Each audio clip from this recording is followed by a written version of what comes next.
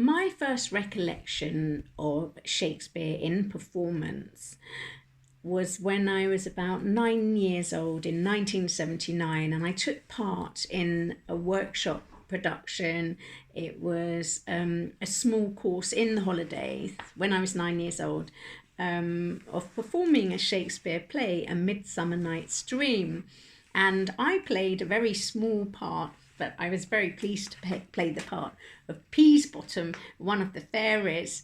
And through that experience of doing the workshop and doing a performance at the end of it, I was involved in being a spectator and an actor, performer within the production. So my experience of it was very much where I was engrossed in it, involved in it, participating in it.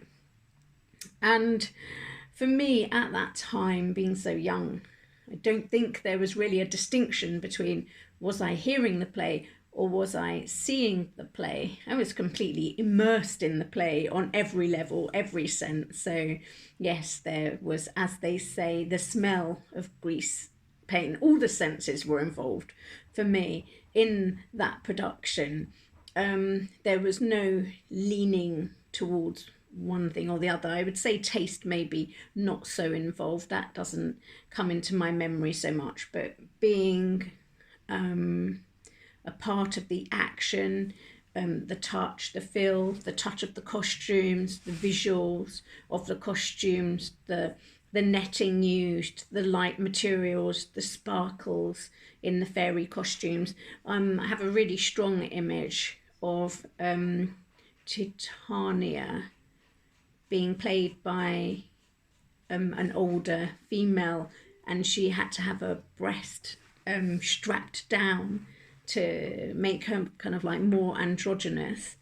And so that was really my first experience of Shakespeare in performance. So this dichotomy between hearing or seeing a play and the tension and the struggle between the two almost polar opposites of experiences. That's how we tend to view it in our society today.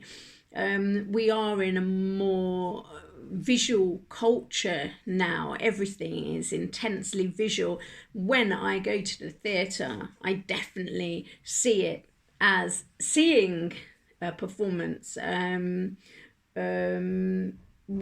mean, saying I'm going to experience Shakespeare in performance, as the title of the task says, is probably a far better way than either saying any of those phrases, hearing Shakespeare in performance or seeing Shakespeare in performance.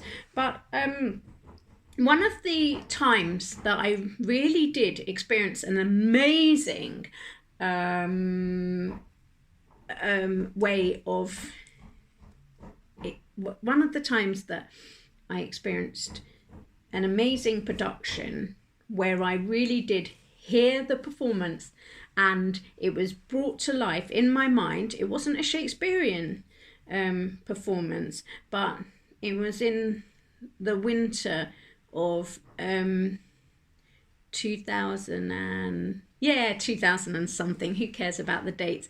Before COVID anyway, and where the stage was bare, the lighting was minimal, the odd spotlight here and there, the costume very minimal. There was one actor, one chair, a coat, a hook. The coat became a ghost at some points. The chair was at some points a chair, at other points other things that I can't remember. The performance transcended the visual suggestions of the stage, which were minimal, and came alive in the audience's minds from the words that were spoken. So I've definitely had the experience of hearing a performance. That experience is not so common in our society, so it's a great stretch of the imagination for us to try to understand what it was like for a Shakespearean audience whose society I'm now beginning to understand must be more of an oral tradition, more used to trusting the words that they hear, more used to using their imagination, certainly. I'm lucky in that I have quite a visual imagination.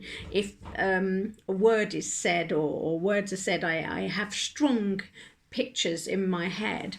But nowadays we're very much into the written word. So when I hear, when I was watching the video that we had to watch, I felt like to go and hear a Shakespearean play, it's kind of rather pretentious. And the guy himself on the interview was struggling to hear a performance. He kept saying, kept slipping into the old language of to see, to show, to watch a show. So I'm just wondering, on the other hand, I do think it's a valid thing for people connected with the regeneration of the globe to assert that for a Shakespearean play done in a Shakespearean style, and it was written to be heard more than to be turned into a spectacular production with light scenery and so on, it's valid to refer to it as hearing a play. And that's my take on it.